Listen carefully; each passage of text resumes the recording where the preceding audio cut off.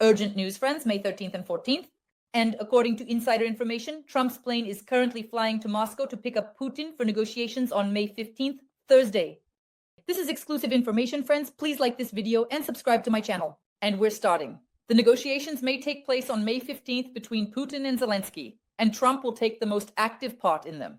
He wants to send the most expensive plane from Qatar, which Qatar gave him as a gift worth 400 million euros, to send it for Putin to Moscow so that Putin can personally fly to Istanbul for negotiations between Zelensky, Trump, and Putin at a meeting with Russia and Ukraine.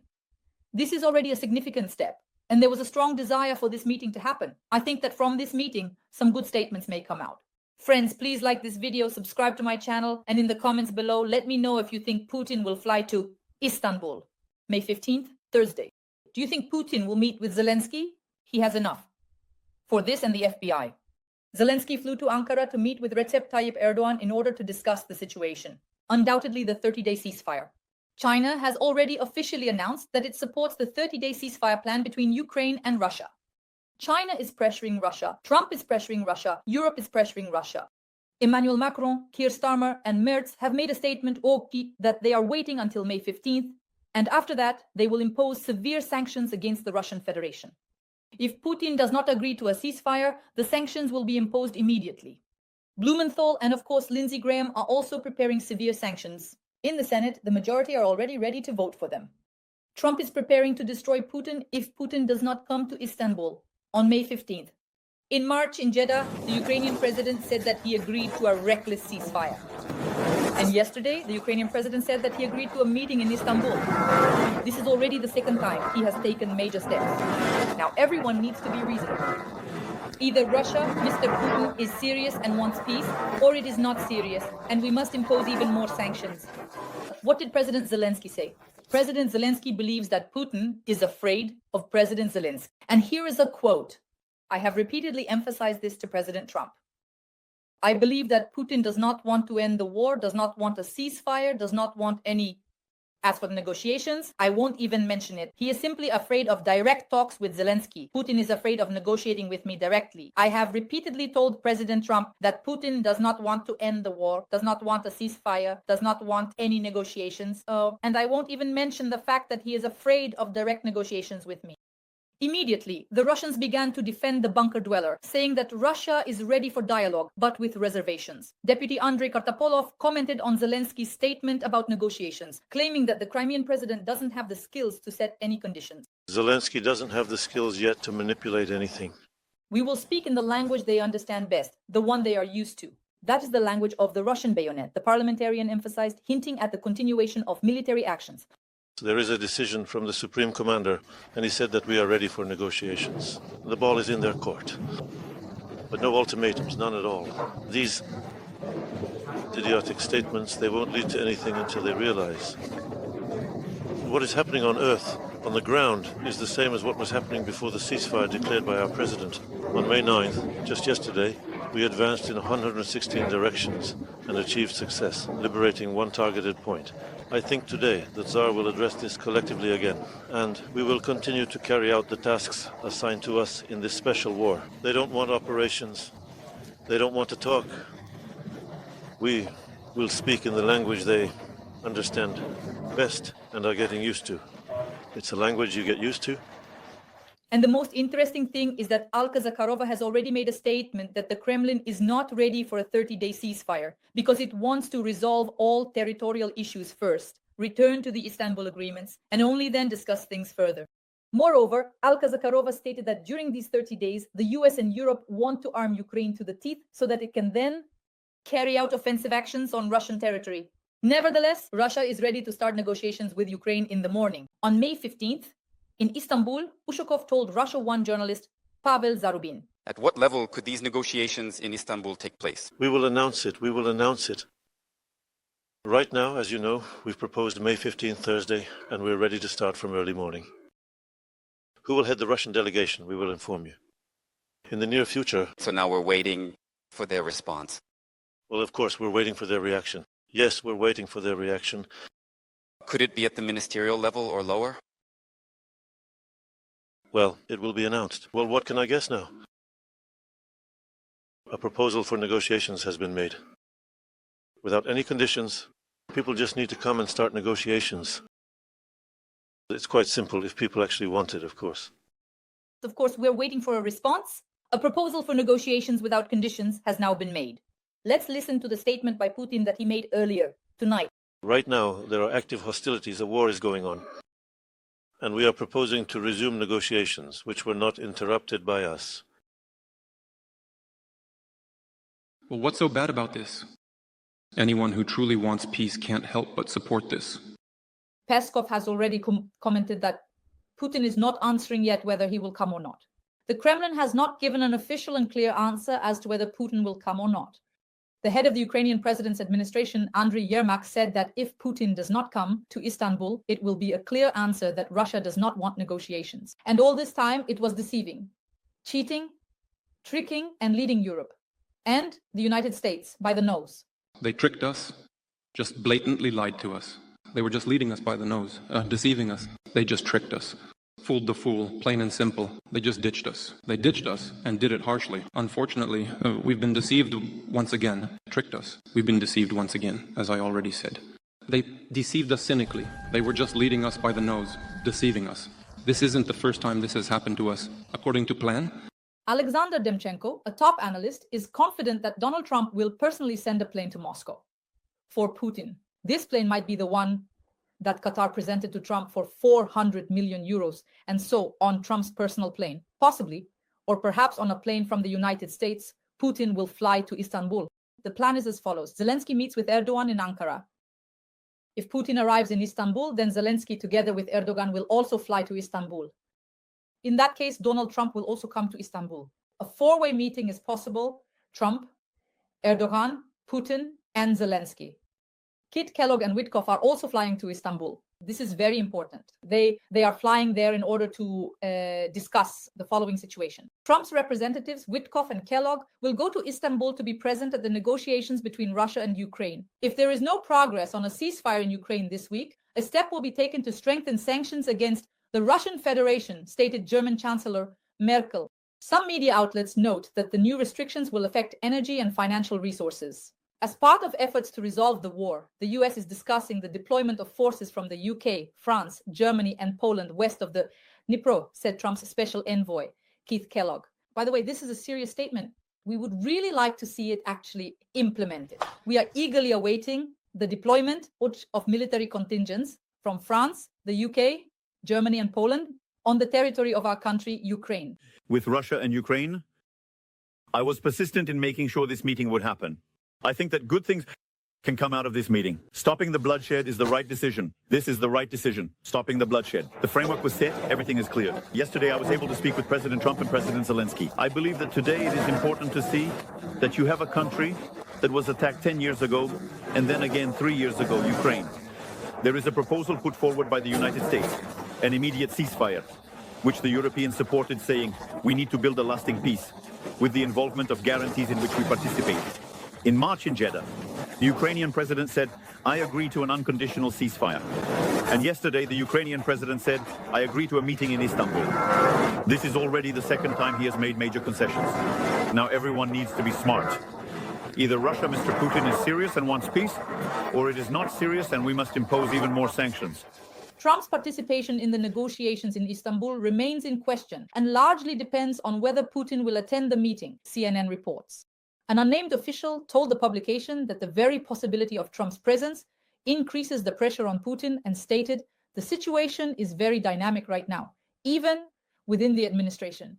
Few people know exactly what things will look like on Thursday.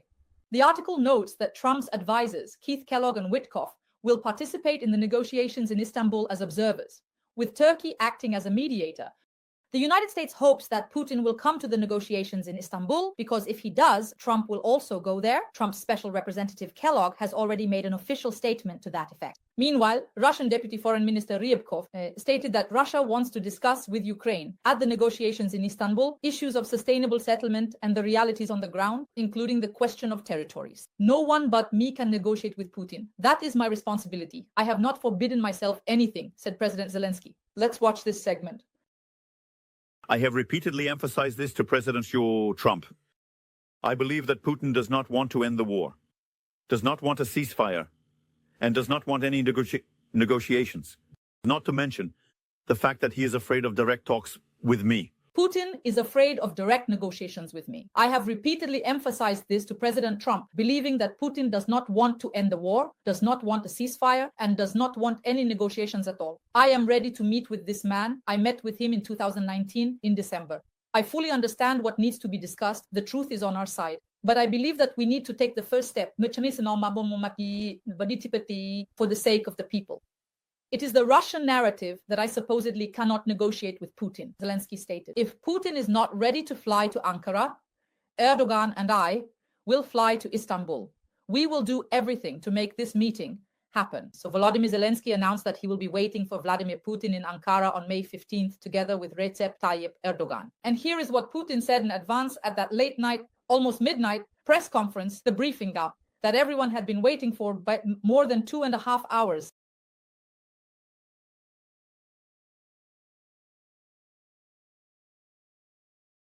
As I have already said, the Kyiv authorities not only rejected our proposal for a ceasefire, but also, as we all saw, tried to intimidate the leaders of the states who gathered for the celebrations in Moscow. You know, dear colleagues, when I was meeting with colleagues here in Moscow, I had the following thought. Let me share it with you. Who exactly were they trying to intimidate among those who came to Moscow to celebrate the victory over Nazi Germany? Who were they trying to intimidate? After all, those who came to us are leaders not because of their official position or title. They are leaders by character, by their convictions, and by their willingness to stand up for those convictions. Dmitry Peskov stated that Russia continues to prepare for negotiations with Ukraine, but declined to answer the question of who exactly will represent Moscow at these talks. According to CNN, Donald Trump may also fly to Turkey, although this has not yet been officially confirmed. Special Envoy Whitcomb will depart for Istanbul on May 15th. Friends, now let's take a look at a breakdown of top-tier Russian propaganda, starting with Simonyan's statements. We're not sadists. Simonyan hopes that after the negotiations in Istanbul, the bloodshed will stop. As of today, we are at war with the entire so-called West. At war! We're not fighting Ukraine in Ukraine. Even Trump said that if it weren't for us, this war would have ended in 3 days. Isn't that true? He did say that. So we're fighting all of them, and we're winning. Can you imagine that? Could you have imagined that before Putin? No, you couldn't have. That's why for a person of Russian culture, Russian history, living in Russia, supporting Putin is a matter of pride. Do they think they're insulting me by saying that? No, they're not insulting me at all. The world will never be unipolar again. That's it. The era of hegemony is over. And who ended it? Putin ended it. Vladimir Vladimirovich. That's exactly why we're proud. To be his trusted representatives, or as you said, Putinists. Sit down, talk, and come to an agreement. That's it, and put an end to all of this. No one likes that people are dying. I don't like it. You know, I'm sure Vladimir Vladimirovich Putin doesn't like it at all either, that people are dying. If people hadn't been dying, if they hadn't started destroying our people back in 2014, this war that's happening now wouldn't have started. You understand? It wouldn't have started from the very beginning. We really hope that negotiations will actually take place and people will stop dying. No one likes it when blood is being shed. We're not sadists. Indeed, before Putin, no one could have imagined that Russia would start a war with Ukraine. And then comes a complete breakdown of the delusional Russia's propaganda. Dear defenders of our motherland, our humanity, I congratulate you on Victory Day. We already achieved victory on May 9th. And I believe that very soon we will have another victory. I wish all of you to stay alive and return home to your families. I wish you all strength, health, and of course, love. We are waiting for you, waiting and waiting for peace. We are waiting for peace with you. And, of course, for our victory. Happy Victory Day.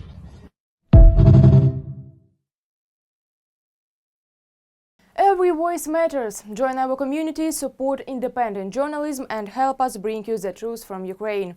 Become a member of Ukraine Today. Join us now. What can you give a priest as a gift? Well, the classics. A yacht, a Mercedes, and an apartment on Tverskaya. And after that, you can... After that, do what you can. Yes. Just scale it down, according to your means. Well, it's just... I've given you a benchmark. People are curious. Any athlete should know. Oh, the Olympic standards. Even a school kid. It's like, people know that a school kid should run the 100 meters in 10 minutes. I mean, in 10 seconds. 10 minutes is perfectly normal. People are curious, for example, when, say, a priest performs a sacrament, like a baptism or something else. And the question is, how do you thank the priest? They always say it's an awkward situation at that moment. On the one hand, half the people curse us for having price tags in churches, and the other half curse us for not having them, because then they don't know how much they're supposed to give. They quote, "How do you thank the priest without offending him?" That always amuses me. I always smile to myself. When someone gives an uneven amount, when it's clear that, let's say 100 rubles, Mom, seems too little, but 200 is too much. So they hand over 150, right? You can tell the person was bargaining with themselves inside. You can always tell when the amount is uneven. That senile, disgusting, vile, talentless, devilish type. That petty, demon, impotent, horse lover, Nevzorov yesterday once again buried Gherkin and then resurrected Gherkin. Both the first and the second went unnoticed. But the goal is to hype up what's happening with the remnants of Strelkov's supporters. Montian Grubnik, and all sorts of other crypto scum from Ukraine who flooded into our country because of the stupidity and vulgarity of certain uniformed officials who, instead of doing their jobs, sometimes just love to abuse their power. But not in order to fight enemies, rather to show that we know who is covering for whom and we know why. If we knew, we would have done our job properly already. If they knew, they would have dealt with it competently already. If they knew, the entry on February 24th, 2022 would have happened differently. A lot of things in Ukraine would be different right now. And of course, there will be a reckoning ahead. And after our victory, a lot will need to be done. Many names will have to be mentioned. And some very serious conversations will need to take place. Undoubtedly, that's not for me to do. The Supreme Commander-in-Chief, of course, will conduct the debriefing. Well, a soldier's death is better than any other kind of death. It's the best kind of death there is. People die like pigs, choking on their own vomit. Let me tell you, barely alive, drinking and drinking, drank too much, ended up under the tables, threw up and choked on their own vomit. There you have it, that's death for you. And then you've got these teenage train surfers, they go to hitch a ride on an electric train just for fun, and then they get hit with 3,000 volts and fall, charred, onto the tracks. And he was only 17 years old. Or they go to take a picture, some kind of selfie, on the roof of a building. They slipped and fell from the 15th floor along with their phone, all for a selfie. There are so many stupid deaths like that. It's better to die with a weapon in your hands for your motherland. Like a hero, like a real man. And even say a prayer before dying. Lord, have mercy. And then your soul goes to heaven. I just want this to get through to every foreigner. We will win. And notice during this press conference, statement, Putin said that this is a war. Yes. I noticed that too. For the first time. Separated by commas. He said that it's a war. Thank you. There is exactly one saint in our class.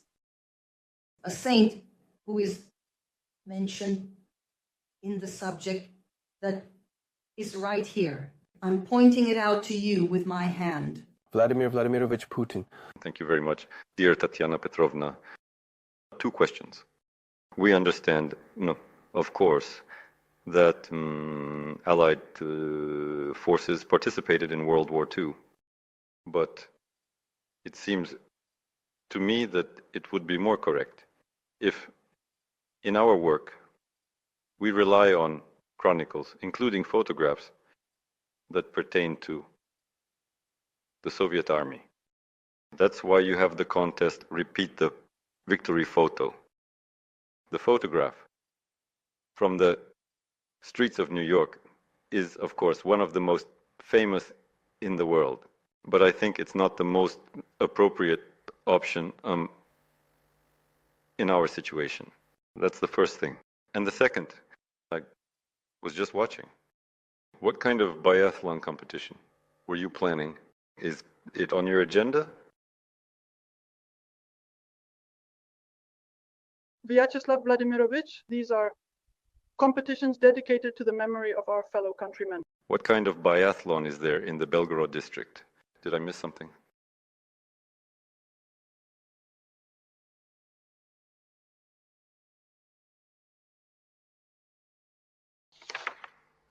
Well, we didn't even have any snow.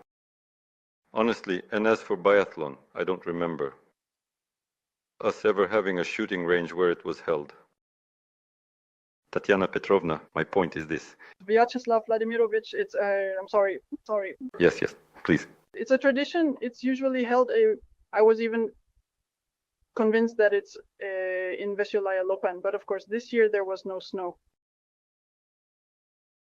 My point is this, from the photos to the biathlon competitions. Dear heads, there can't be a formal approach to this topic. It can't be.